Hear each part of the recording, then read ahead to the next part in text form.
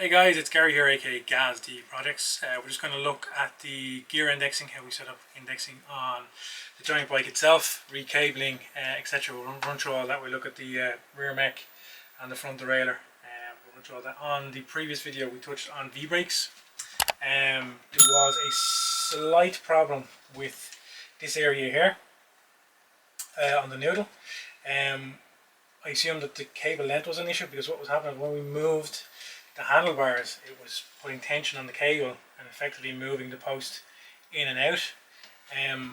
On the original V-brake noodle from Giant, there's actually a spring inside here, and that spring takes up that tension from the cable. So when you move, it doesn't have any play on the posts. So I basically reinstalled that, used the newer lower end noodle and boot, etc., but just reuse that.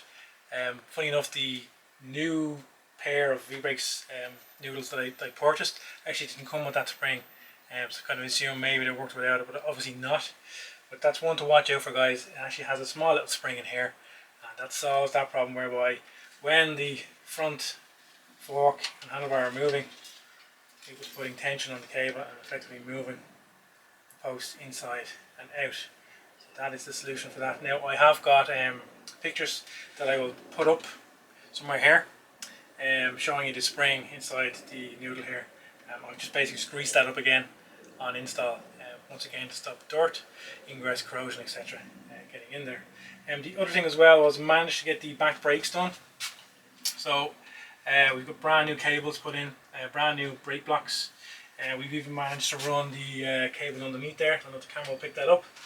We installed new rubber grommets, and obviously, guys, the idea of these grommets is it just stops the cable from rubbing on the underside of the frame and causing paint marks, damage to the frame.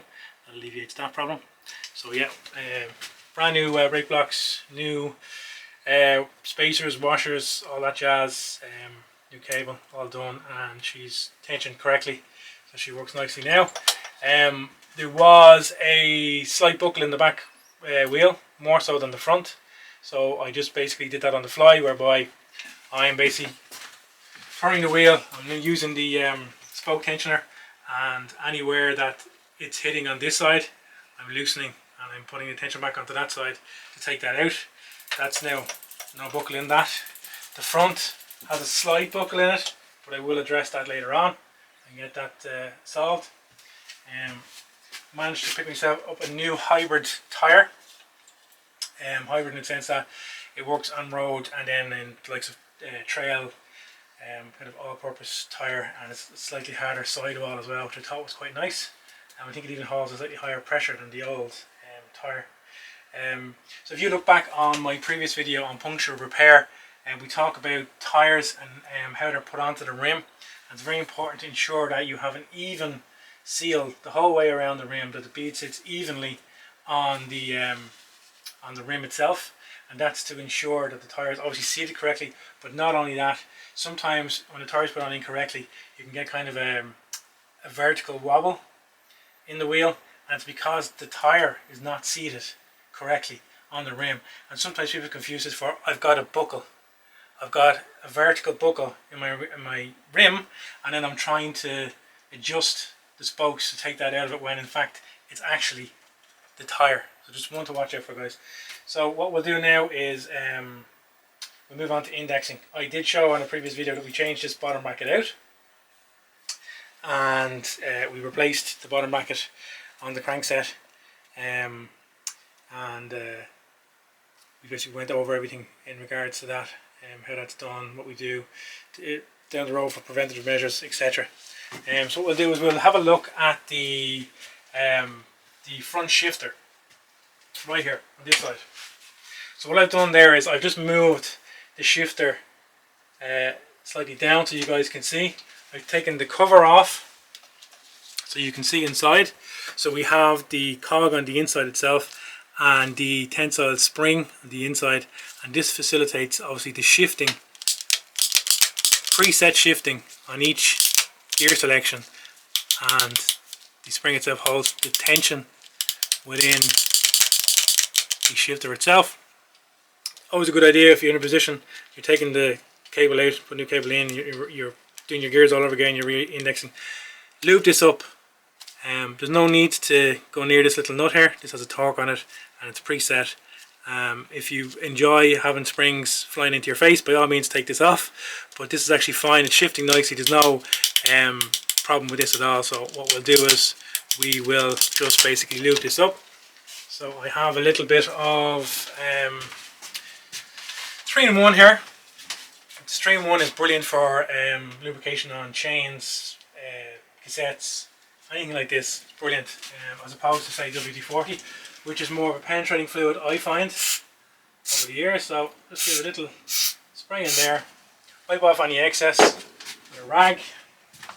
Where's my rag? Rag is over here. Wipe off any excess. And then if you're in a position to have a little bit of grease knocking around, no harm to just put a little squirt of grease in there on the actual cog itself there, right there. Okay, that's fine. You don't need to go crazy. We'll get the cover. We'll put the cover back on. I just took it off to show you guys the inside of that. So on the cover itself, you can see here, it sits this way, right? So a little screw goes in here and goes on that way. But one thing to know, guys, is there's a little plastic tang right here, and that's to facilitate that going back onto the shifter in a specific way. So when you're putting this back on, it goes on in a specific way. It's not sitting like this, slightly skewed. It's sitting nice and flat and square. So what we'll do is we'll have a look at that over here. So this little arm here on the outside, right here, look at the screwdriver. This guy is what is going to sit in behind this little tang. So you want to try and line this up with that tang in order for that to go back on correctly.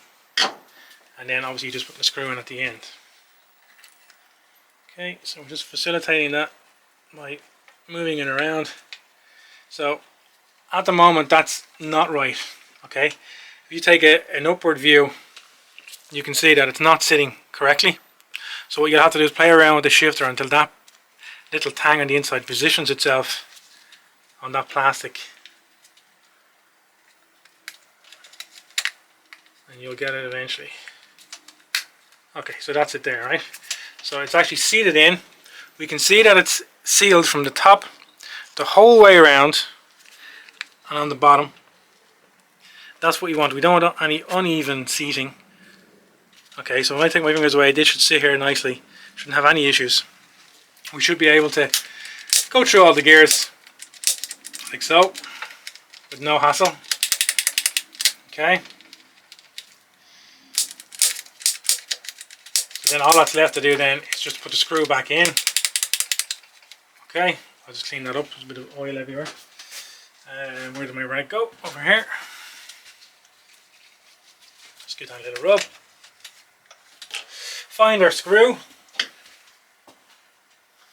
I'm just going to put our screw back inside, and then we've got peace of mind that this is working 100% and that there's plenty of lubrication on the inside to prolong its life. Get a lot more happy shifting from this shifter. Okay, so that's all perfect. Just let the grease work its way through. The little cog on the inside, the spring. So we're happy enough with that. So guys, what we're going to do now is we're just going to take the cable out. I've already taken the cable off the frame. This uses a the hex head bolt system to the frame on the other side. There's 3 of them here. 1, 2, 3. Nice little design. You can have effectively 2 or 3 cables if you wish. This one supports 2, one for the rear mech and then the front derailleur. The front derailleur's cable is fine, there's no issues with that. I'm happy enough with that. We can reuse that. We will need to set the limit stops on the front mech later on. But for now what we're going to do is we're just going to take the cable away and we're going to put a new one in.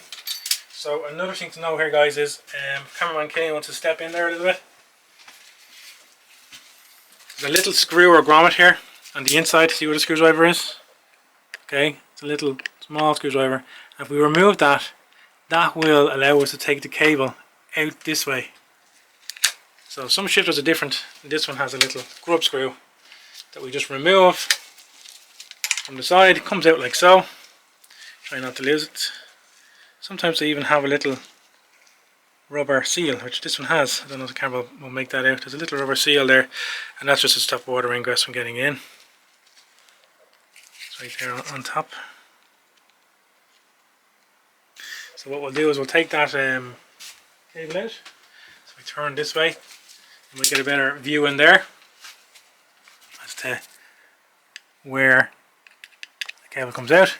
If I push the cable through, like so. Okay, so we move the camera around this way towards me, we'll see the hole. Okay, so there's the hole. See what I was going through. Oops. Let me just get the just a little pinch.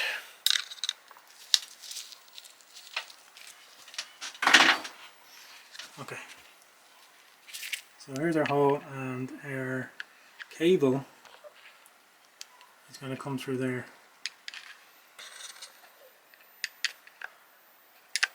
Right there. Okay, and the reason why it wasn't coming out is because when you're taking the cable out of these, you need to make sure that it's in the highest gear, so it's dropped all the way down. So if it's 7 speed, all the way down to 7, if it's 9 speed, all the way up to 9. So drop it the whole way down.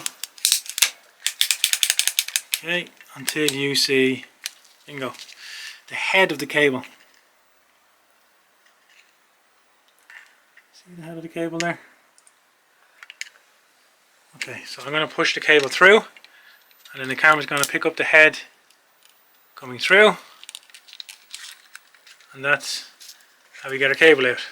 So all we're doing then is we're just pulling the cable out.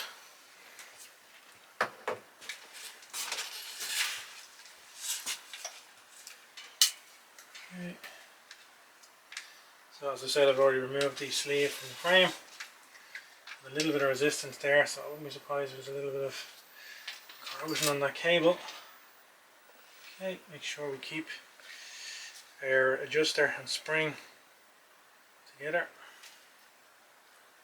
You can already see a bit of white on the end cover there, indicating a little bit of corrosion there.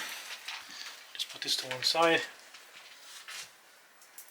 We will lubricate this up again, and you can reuse this because it's normally in one position, it doesn't really move. So we should be okay to use that. We will lubricate that up and reuse it. Let's have a look at the cable itself. Okay. So it's not terribly bad, but there is a few signs of corrosion. So we'll bin this, and we'll reuse a new cable. Just on a side note there, well, I remember when I was putting the new brake pads onto the back bike, I noticed when I took off the old ones, you can see different types of wear pattern on the old brake pads. Okay, and you can see that the one that was on the so the one that was on the frame's left hand side, this one, isn't wearing as well as this one, and that's because previously these were not set correctly on the rim. This one here would have been set with kind of a toe down, as opposed to square on and a little bit of toe in. So the new pads are set up nicely now, correctly, and as the wheel is through. Nice spring tension on the posts. That's good, and we're happy enough with that. When you're putting on new brake pads, you'll find that the new pad itself is nice and glossy, and it's sealed. So it's always a good idea to use a little bit of emery paper and just give it a little emery over, so that when you put the new pad onto the bike and it meets the rim, that it beds in nicely, and that it is more efficient when it comes to braking. Okay. The other thing you want to make a note of, or try and implement, is to obviously clean the rim itself. So you can use like a cleaning compound spray or something on the rim here, and spray on a rag or the rim itself, cleaning degreaser compound the whole way around, both sides, and this effectively will make sure there's no new contamination being brought into your new pads, and the rim is nice and clean, and you'll get better braking efficiency. So that's another one to note there as well, guys. Okay, so back to gear indexing. Right, so a rear mech. How does a rear mech work? Right. A rear mech itself is, in effect, what moves the chain from the pulley wheel across the cassette in an indexing manner. What I mean by indexing is the amount of cable tension that it takes to move the pulley wheel on the cassette up or down. Okay, the rear mech or derailleur itself has a spring. Don't know if it, there we go. Yeah, has a spring on the inside of the mech, right in here. My finger is right inside there, and what that does is it puts constant tension on the rear mech. The rear mech wants to push out that way constantly, and then the cable tension is going the opposite way. And what people get confused on is when they're trying to set the indexing, is they think these two screws here, the low and the high, the limit stops, are what controls how high or how low the rear mech moves up and down on the cassette. That's actually wrong. The cable tension is what moves the mech in up the block or down the block. Okay, there's two fine height settings here. So the barrel controls that spring tension, and then there's obviously a barrel that's on the trigger itself up on the handlebars. Okay, I haven't taken it out at the moment, but there's a barrel that you twist and it gives you a fine adjustment on the rear mech itself. Okay, so we have a screw on top. Let me see if I can find my screws over there. So we have a screw on top here, right here, and this is called the B-stop. Okay, and what the B-stop does is it puts a gap on the pulley wheel here to the cassette. So it's on the last gear, so 9th gear. So there's a gap here, there's a distance, my torch, between the top pulley wheel and the cassette itself. Okay, and there is a specific dimension there, or distance, and it really relates on the ratio of the gearing or the block. And what I mean by ratio is the size of each actual cog. Okay, in most instances it's normally somewhere in the region of 5 to 6 millimeters, that gap in here, and it's adjusted from the B-stop on top of here. Okay, the limit stop screws at the back of the mech, right over here, we have low and high, and sometimes you'll find that there's markings on it. So this one here is marked as H for high, and this one here is marked as low, L for low. Okay, the H stop screw limits the chain, it stops the chain from going too far against the inner part of the frame. Okay, the L, the low stop screw, stops the chain from going too high. So in effect it would try and jump off the top cog in behind here, and you get that horrible noise. Okay, and that's what those two screws are used for. They're used to set the limit stops from the low to the high. Okay, the barrel is used to adjust fine adjustment on the shifting, and we look at that when we put the new cable in.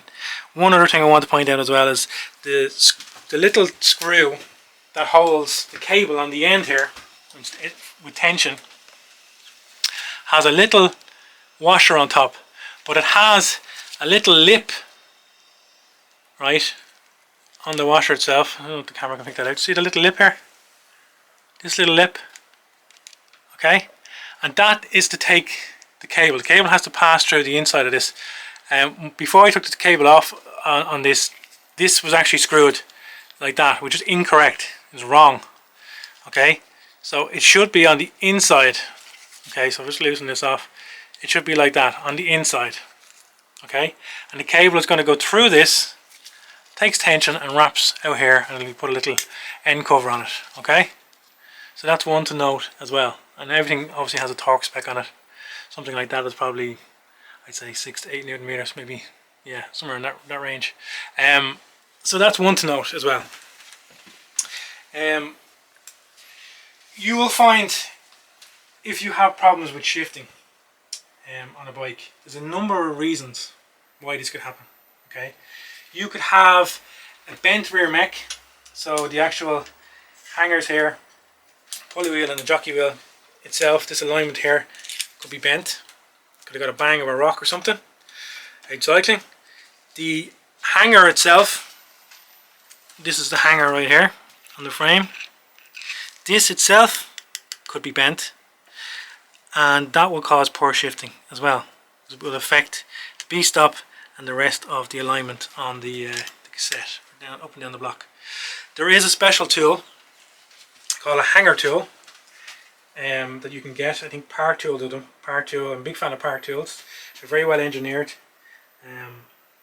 and basically the hanger itself would screw into here, and it's a bar that comes across here to the frame, okay? And what it does is it uses the frame squareness to ensure that this bottom bracket is straight and aligned. So that's normally the number one thing that you see, is that the hanger itself is damaged in any way, shape or form, or bent. It can cause poor shifting. So that's one to pay attention to. Obviously a clean chain, clean pulley wheels is always a good thing. And this will be cleaned up later on. So another question is, how would you check for a badly worn chain or a badly worn cassette? Right, well, there's a couple of ways to do it. There's actually a tool that's used to check the gap within the actual chain itself. It slips right in here, and there's a limit as to how much wear and tear is on it.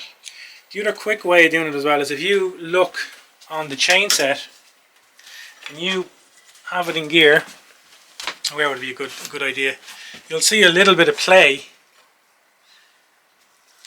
and you can just twist the chain right here where my torch is. You can see there, see that play? When I move the chain in, forward and back, there's a little bit of play there. That's a limit, that can be measured. Okay, the other thing as well is the cassette itself. We take a look at the cassette here, right, up and down the block. We take a look at the teeth. You see the profile on the teeth? You want to ensure that you have a square tooth.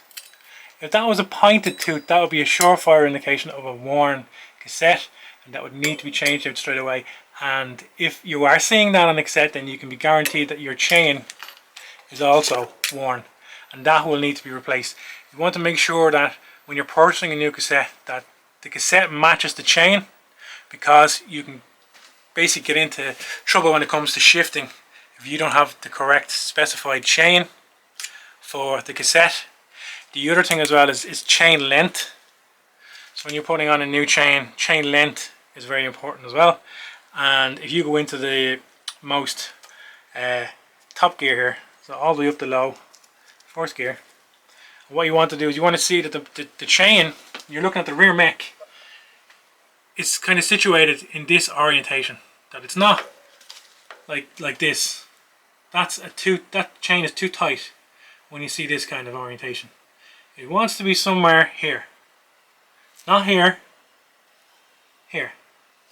And you can adjust by taking out the chain links to set that. And you can use a chain link tool. I think I actually have one knocking around somewhere. All it does is it just takes out those little rivets, those little pins.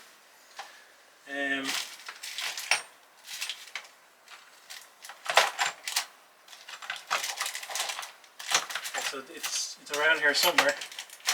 But yeah, basically all it does is just a little tool that lines itself up here, and there's a screw in pin that pushes against this pin here and pushes the pin through, and then the chain slips away.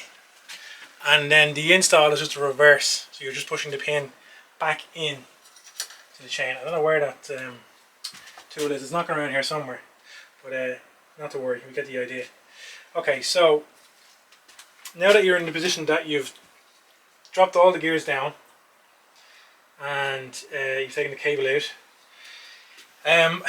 when you're setting these up, ideally you kind of want the chain to be in a straight line. So from the very last gear to the chain set, okay, when you're indexing, that's what you want. Okay, so realistically we should be up here. Right, change the gear. Okay, so if I take a look at that, have a look, yeah, okay, so the chain is straight there. So any changes we make here can be made. We know that we have a nice straight chain. Okay.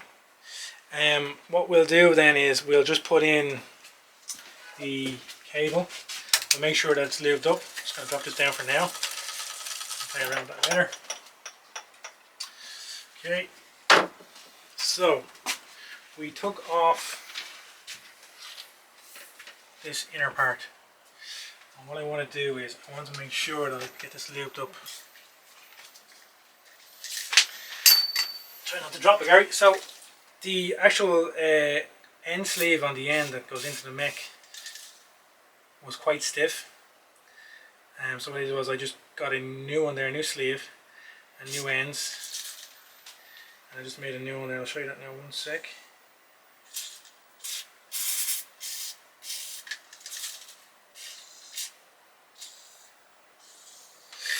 Okay, back on.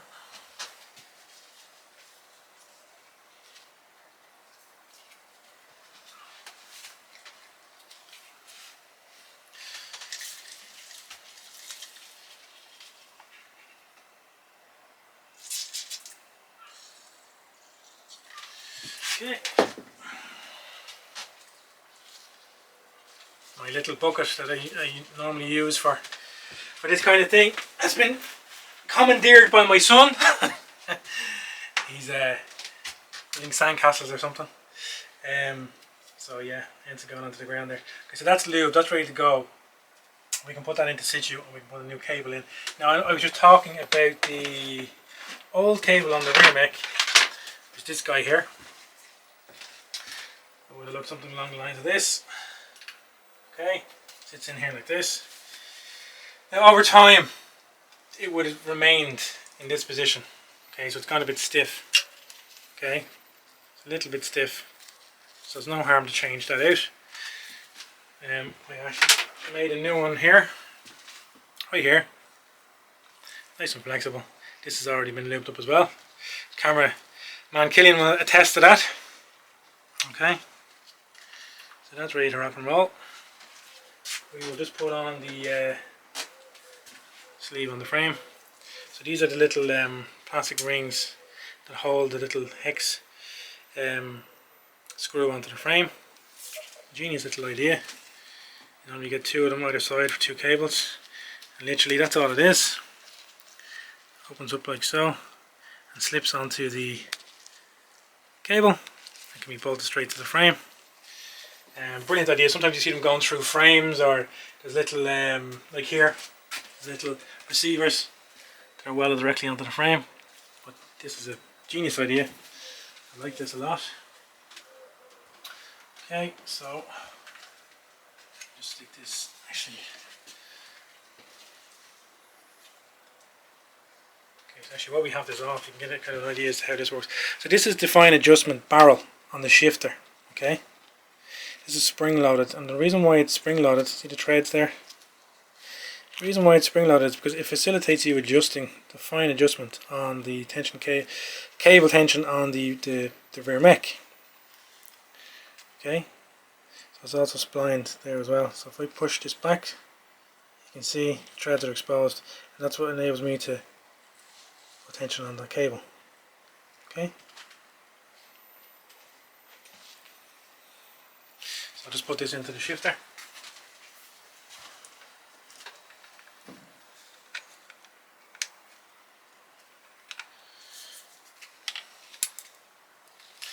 You will of course have to move the position of that shifter, but for now we should be able to see it fairly close.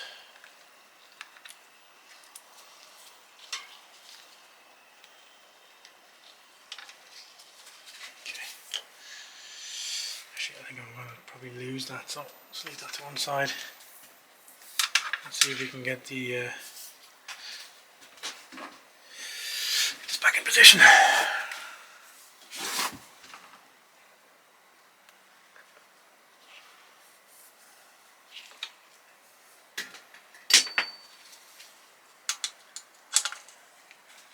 Okay guys, so we just put the sleeve and cable back onto the frame. One thing to note here is just make sure that you thread in the barrel adjuster incorrectly all the way, and then you can make final adjustments then later on that it affects the indexing on the rear mech. One thing to note as well, before you screw the cable back into the frame, just make sure you run the cable through. Just makes life a lot easier, especially if there's any bends, twists. Then put it back on again. So you can see here we have the cable run through, and we have the end cover on the end of the cable, and that's tightened up. So all that's left now to do is to check to see how far out we are and index. So what I'll do is I'll just rotate the pedals and we'll go up and down the gears. So if we go from 9th up, so straight away we've got nothing there from there. That, just looking at that straight off the bat, that tells me that cable tension needs to be adjusted, and that can be adjusted on the barrel on the rear mech. Okay, you see there, we're not jumping up. It wants to go, but right, forced again there. It wants to go, but it's just, so how we would resolve that issue is go back down the block and we just give it a couple of, maybe half a turn. Okay, so spring loaded again, so pull up and then just rotate anti-clockwise to put tension on, and then we do is we just check it again then. So we rotate the pedal again and we just check to see, okay, so it's a little bit better but not quite there. So we work our way all the way back up to the top of the block. Okay, so a little bit better but not quite there. So same again, maybe another half turn on the barrel. Okay, so that should be enough there. We'll go again. So we go from 9th to 8th. Okay, so you can see the shift is better, but it's not quite there. Okay.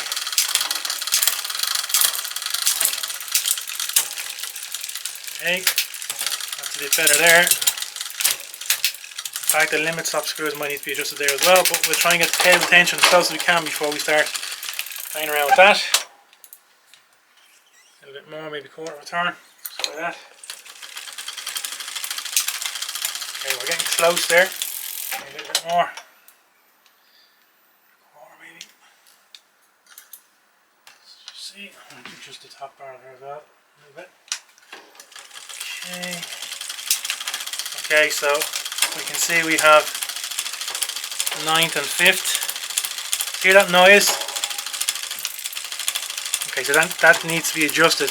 You can hear that noise on the chain. We'll just check our indexing from here. Okay, so there's a bit of a jump there. There's 8th, 7th, 6th. Okay, so we're a little bit in the middle of the block, we're a little bit out. I'd say that's probably the limit screws as well. Okay. I will just try one more quarter turn of the barrel just to see. Let's try that and see. So we'll go all the way down the block and we'll go from the last 9th gear up to 8th, 7th, 6th, 5th. Okay, so it comes, yeah, we're a little bit off there in the middle of the block again. Okay, we might have a look at our limit screws. So, okay, where did my screwdriver go? It's like the Bermuda Triangle. No, I actually done a bad. It's actually in my pocket all along. So, our low and high screws, right here. Where is my torch gone? Our low and high screws. So we want the low, which will be this one, right here. Okay, so you want to just move that in clockwise a little bit just to see. Okay, so that's jumped right down. That's the wrong direction. Anti-clockwise.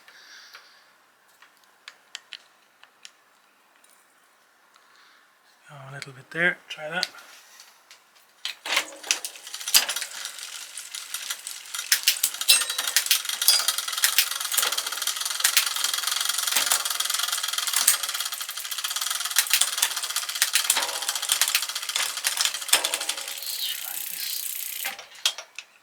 Adjustment.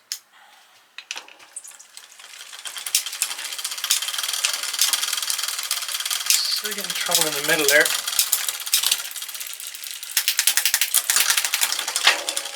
Okay. Ring tension's fairly close. A little quarter turn there. What I want to do now is I want to just check to see the limit screws.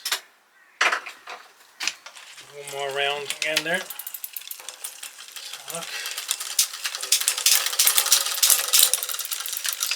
Second.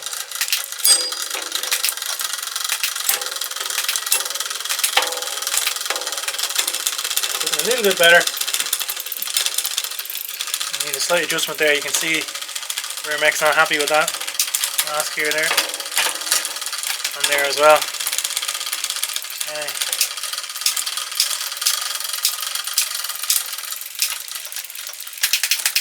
Just try that again. Fourth. Okay, so fourth and fifth.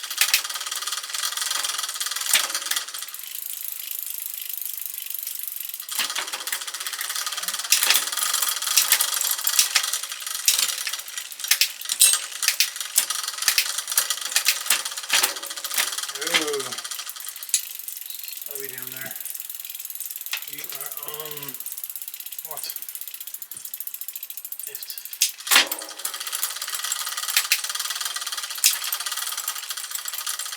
I think that's the limit stop on the high. So look at that and see.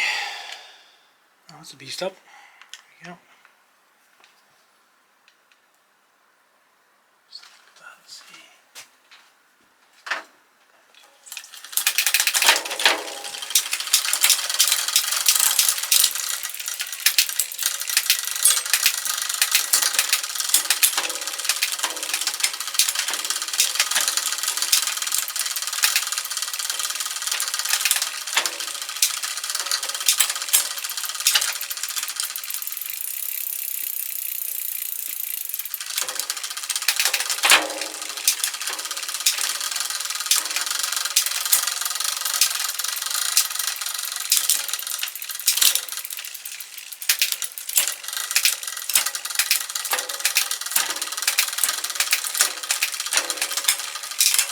We're getting there, guys, we're getting there.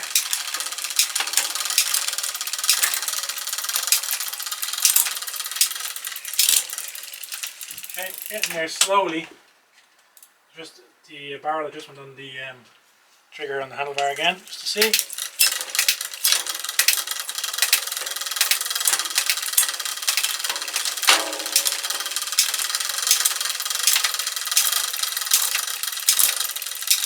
Okay, that's much better. Okay, so another thing as well, when guys are lacing up the cables and they're trying to index these gears, what I see is sometimes on the older frames the cables might be on top of the frame here, on the top bar, right here, or even underneath for gears.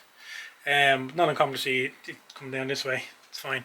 But what they do is they get it into their head whereby they feel the need to pull the cable, to stretch the cable, so they grab the cable and they yank it and then they go on to try and do the index. This is a big no-no. Try not to pull the cable, okay? The cable is like, for want of a better word, it has memory, okay? So when you put the cable through, you tighten your end bolt on your rear mech and you're setting up here, it puts a preload tension on that. And then when you're indexing, it puts even more tension on it as well. So if I was to get a bit of tape and put it on the end of the cable here, and I shift it back and forth, you could see what I mean by the word indexing. Sorry, Killian, I'm just going to grab a bit of tape here. Okay, so one that's not banjaxed. Right. Okay, so a little bit of tape. Okay, so if we look at the tape, right, and put it in here like this, the cable has pre-tension in it, and it moves a certain amount that relates to the mech moving in and out and changing gear. And this movement is called indexing. It relates to indexing. So if I start shifting, right, watch that cable. Watch the cable. You see the way the cable is moving? See, up and down? That's your indexing. Okay? And if you start yanking that cable, this will affect the cable tension, and you will be spending hours upon hours trying to index this, and you will never get it. And it's because guys come along and they go, I'll pull this cable, put a bit of tension on it so it's preloaded, and try and index. No, don't do that. Okay, brand new cable, put it in, lace it up, tighten it up, and go through your indexing. Do not stretch the cable. Okay. The front derailleur, I'm happy with this, guys. There's a few finite little adjustments on the low and high stops, screw stops on that, but other than that, I'm happy enough with that. You can see it goes up and down the block quite nicely. We just go again there. So this first gear, this second, this third, this fourth, fifth, sixth, seventh, eighth, ninth, okay? And then we just go the other way.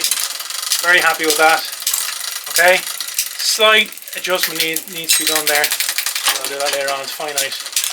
Okay, back up the top, there we go. So, the front derailleur, same thing.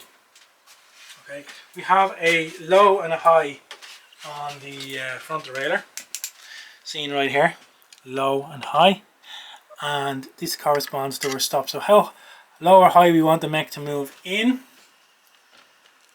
or out, and that's what predetermines this. On some mechs, depending on model and stuff, if you, okay, so we just go all the way down the gears again, right, so where are we, that's probably a bad example, maybe first maybe.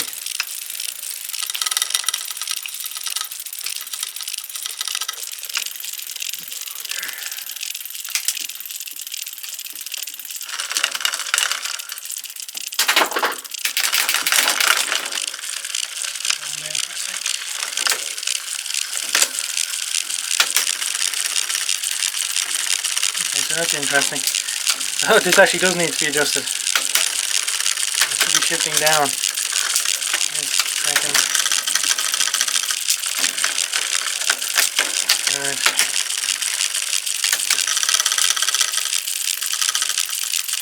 Unusual to see that. There we go. Okay, so there, right there. As I was saying, so some mechs, it's hard to adjust. See the way the chain is hitting the inner wall of the mech guide right here. Sometimes this can't be adjusted depending on the brand of mech. There's a few workarounds trying to resolve that issue, but yeah, so just one to bear in mind. We will adjust that now just to stop this from hitting off this chain, and we'll have a look at the end stop. So there's a little 5mm here on the side, bolts straight onto the frame, little clasp or clamp. Our cable wraps around here from the underside of the frame up to the top, wraps around, comes down. There's the end cover there. Okay, and there's a little 5mm on this side as well. That's where the screwdriver is there. So we're just going to adjust that. We're going to just stop that from slapping like that. Okay. Where's my 5mm Allen key gone?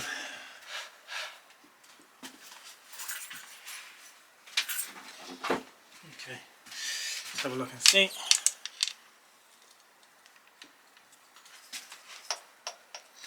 It's a little bit loose there actually. It's a bit worrying.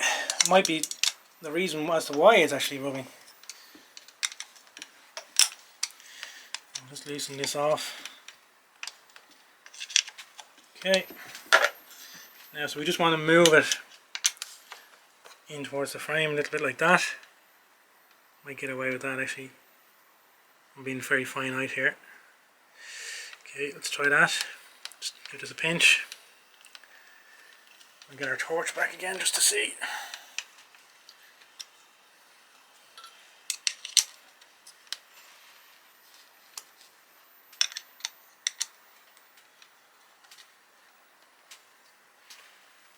Very loose. Okay, so we can see we've moved it away from the chain, and if we rotate, we don't get any knocking. What we will have to do is check our gears up and down the block. So we're on the last gear there, the highest gear, so I'm just going to go up. There we go. Just see, do we get any? So that's not uncommon there to get that. I'll have a look at the limit stops on that as well actually. Down the block. The first. Okay.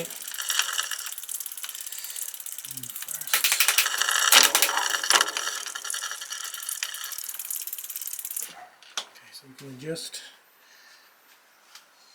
lightly. Actually, no, that's actually fine as it is. Let's have a look at the limit stop screws. We'll see what kind of movement we get. Actually, where's my torch going yet?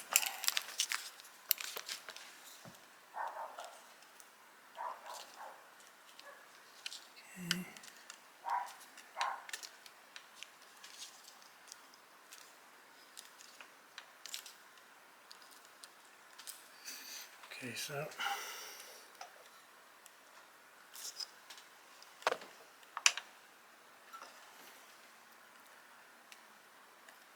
it's going anti-clockwise there on the low, and we're just moving that out. The camera can pick that up. There's a nice big gap there. We might try and close that a little bit.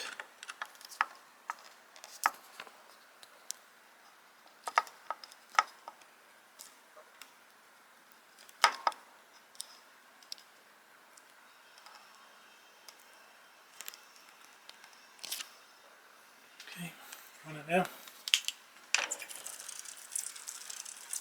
So we're not getting that knock in the front mech. I'll just check the gearing again there. Down the block. Okay, so it's not rubbing there, I don't think. I'll go back in the first. Very close. Just want to check the operation of the front mech as well. Okay, so a little bit of rub there. And a little bit of rub there. So we need to move the guide this way. That way, out towards me a little bit. We'll have a look at that. So we'll have a look at our high, see what kind of movement we get.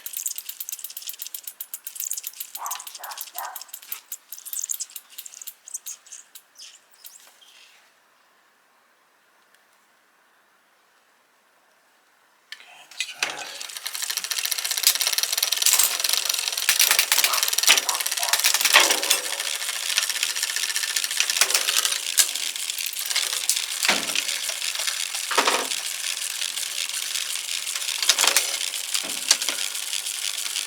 Okay, so that's better. Not rubbing. Is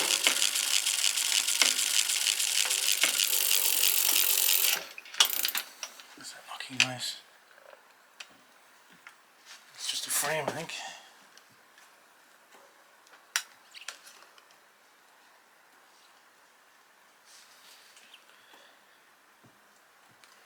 Back in there. Rotate again. Down.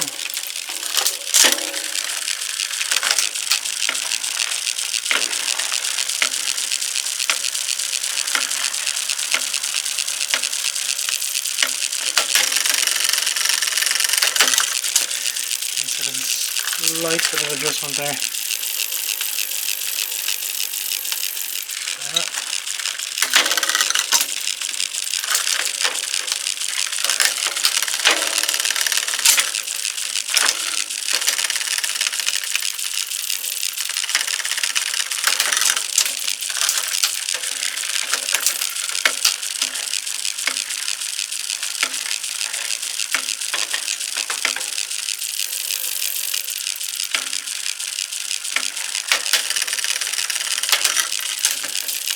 Okay, so we need to come down.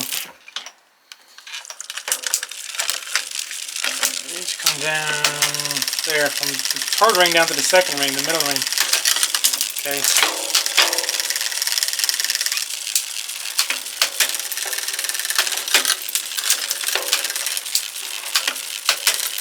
Okay, so just a small bit off there. Need to go a little bit lower.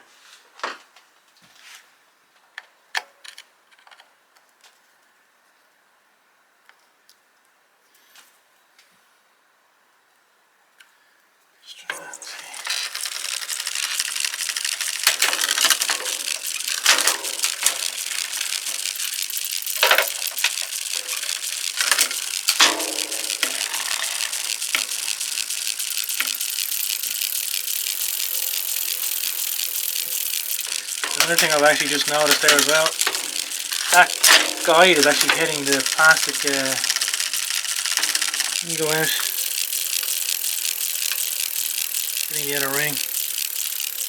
You can adjust the height on this a little bit if needed.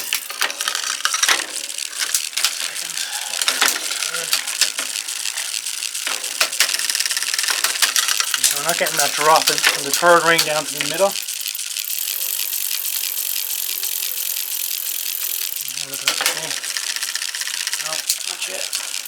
I'm just adjusting the barrel here at the top on the handlebars to give me that finite.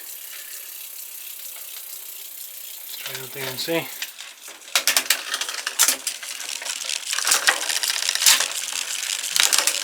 Third. Not quite dropping.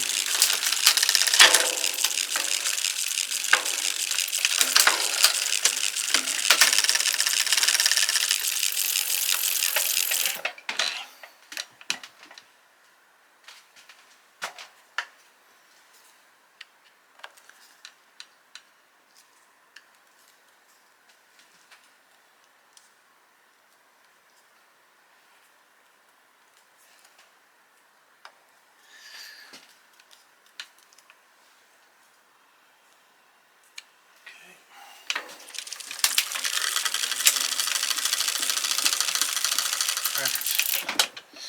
Just going to go the other way there.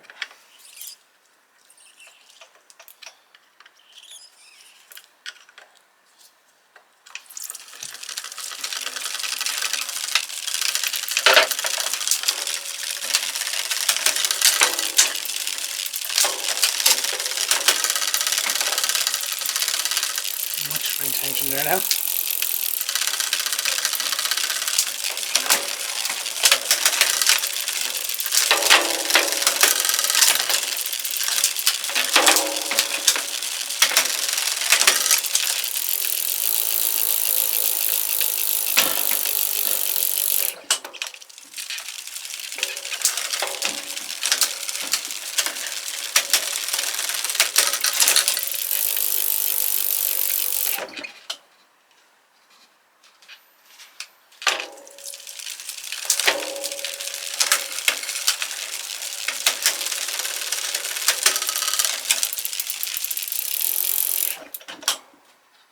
We're getting closer, but not quite there. So it's the middle ring, the second ring. When we go from third and second, it's a bit of a delay. So we want it to drop all the way down to the lowest ring, the medium ring, the high ring, without any issues. It's just a little bit off there. So we might just adjust the low there a little bit. Just to see, can we get anything from it? The wrong way there. Okay, let's try that.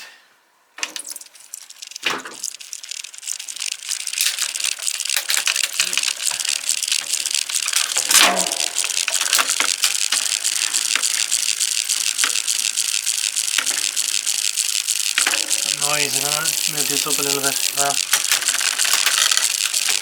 Okay, so that seems to be doing its thing there now. It is. Perfect. Okay, that's perfect. So what we're going to do then is I'm just going to lift this up a little bit because it's just rubbing on the outside of this plastic rim here. And that will sort that out. So I think that's pretty much it, guys. I think we've managed to cover indexing, what's involved, and how to go about setting it up. On the next video we'll be looking at obviously the wheels, the hubs, and we've already done the bottom bracket. We're going to be looking at the headset as well. So how we service the headset, take a look at the bearings on the inside and the cups, and take a look at what condition they're in. And we'll use our rocket tool to remove the caps and take a look and see what condition they're in. I know rocket tool is a bit of a mad one, but the shape depicts the name, so I think I have it knocking around here somewhere. Oh yes, here we go.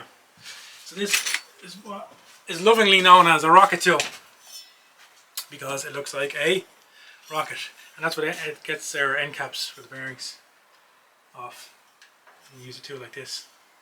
There's different size ones, different end flares you can get. This is slightly wider tube, but that's what that's for. So we'll have a look at taking this apart, take a look at the condition of the bearings, change them if needed, re-grease them, and we'll do the service the hubs, take the ball bearings out, look at the seals, and that's pretty much it. So look guys, I hope you guys enjoyed, and if you liked what you've seen here today, give us a subscribe, a like, and stay tuned for more. And as always guys, take her handy, look after yourselves, and stay tuned for the next one.